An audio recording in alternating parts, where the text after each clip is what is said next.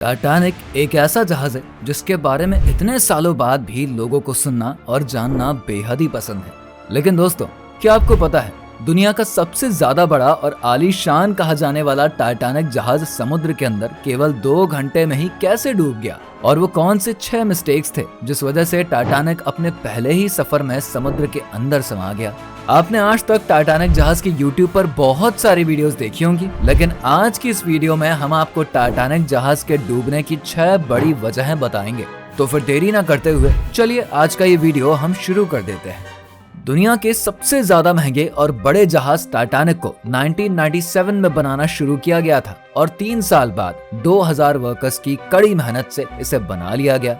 जब टाइटैनिक जहाज का टेस्ट रन पूरे तरीके से सक्सेसफुल रहा, तब इस जहाज पर लोगों का विश्वास और भी ज्यादा बढ़ गया और लगभग सभी न्यूज़पेपर्स में इस जहाज को अनसिंकेबल टाइटैनिक अर्थात कभी ना डूबने वाले जहाज का नाम दे दिया गया। इसके बाद इस जहाज को अपना पहला सफर 10 अप्रैल 1912 को इंग्लैंड के साउथहैम्पटन से अमेरिका के न्यूयॉर्क शहर तक तय करना था। उस समय टाइटैनिक जहाज के फर्स्ट क्लास में सफर करने की प्राइस $150 की थी, जो कि आज के समय लगभग 3,40,000 रुपए के बराबर है। पूरी तरीके से खचाखच भरा टाइटैनिक जहाज दोपहर को 12 बजे अपनी मंजिल तक पहुंचने के लिए रवाना हुआ। टाइटैनिक जहाज के कैप्टन स्मिथ को इस बात का ऑर्डर पहले ही दे दिया गया था कि उन्हें इस जहाज को मात्र 7 दिनों में अर्थात 17 अप्रैल तक किसी भी कीमत पर न्यूयॉर्क तक पहुंचाना है। इस कारण से कैप्टन ने इस जहाज की स्पीड स्टार्टिंग से ही काफी ज्यादा रखवाई थी, जो कि इस जहाज के डूबने की सबसे पहली वजह थी। 3 दिनों तक लगातार समुद्र में चलने के बाद टाइटैनिक जहाज फ्रांस और आयरलैंड में केवल थोड़ी ही देर के लिए रुका और इसके बाद पिछले 72 घंटों से लगातार टाइटैनिक जहाज अपनी मंजिल की तरफ बढ़ता ही जा रहा था। और यहीं से शुरू होती है टाइटैनिक जहाज के डूबने की दूसरी मिस्टेक। 14 अप्रैल 1962 के दिन टाइटैनिक जहाज के चारों तरफ समुद्र में काफी ज्यादा धुंध छाई थी, जिस वजह से ज्यादा दूर तक देख पाना भी संभव ही नहीं था। और इस समय टाइटैनिक जहाज से कुछ आगे जा चुके एक जहाज ने टाइटैनिक जहाज को वायरलेस के माध्यम से समुद्र के ऊपर तैरती हुई चट्टानें अर्थात आइसबर्ग्स के बारे में कई बार जानकारी दी, लेकिन वायरलेस ऑपरेटर की अनदेखी के चलते इतनी ज्यादा इंपॉर्टेंट वार्निंग पर इन लोगों ने ध्यान ही नहीं दिया। भले ही इन लोगों ने यहाँ पर दूसरी गलती इस इंपॉर्टेंट वार्निंग को अनदेखा करके कर दिया था, लेकिन यहाँ पर टाइटैनिक जहाज के पहरेदारों के द्वारा तीसरी गलती होती है।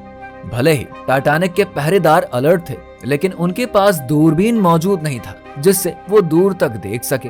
लेकिन जब तक पहरेदारों की नजर आइसबर्ग के ऊपर पड़ी, तब तक जहाज इस चट्टान के काफी ज्यादा पास पहुंच गया था। इसके बाद शुरू होती है टाइटैनिक जहाज की चौथी गलती। जब कैप्टन स्मिथ को आइसबर्ग के बारे में जानकारी दी जाती है, तो वो सबसे पहले जहाज के इंजन को बंद करने और जहाज को दूसरी तरफ मोड़ने का ऑर्डर देते हैं।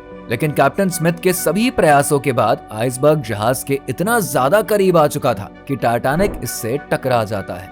लेकिन एक्सपर्ट्स के मुताबिक टाइटैनिक की बॉडी पर स्टील की बजाय कास्ट आयरन के रिवेट्स लगे थे और ये कास्ट आयरन के रिवेट्स स्टील से ज्यादा कमजोर होते हैं और जैसे ही आइसबर्ग इससे टकराया, ये आयरन कास्ट की रिवेट्स तुरंत टूट गई।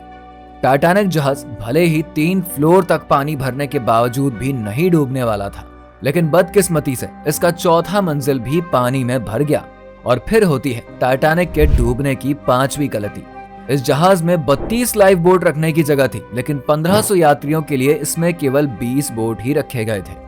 इसके बाद टाइटैनिक के डूबने की 6ठी वजह यह थी कि जब शुरुआत में कुछ बोट्स को समुद्र में उतारा गया, तो फिर जल्दबाजी में उसमें केवल फर्स्ट क्लास के ही लोगों को बैठकर रवाना कर दिया गया, जबकि बोट में और भी लोगों के बैठने की जगह खाली थी।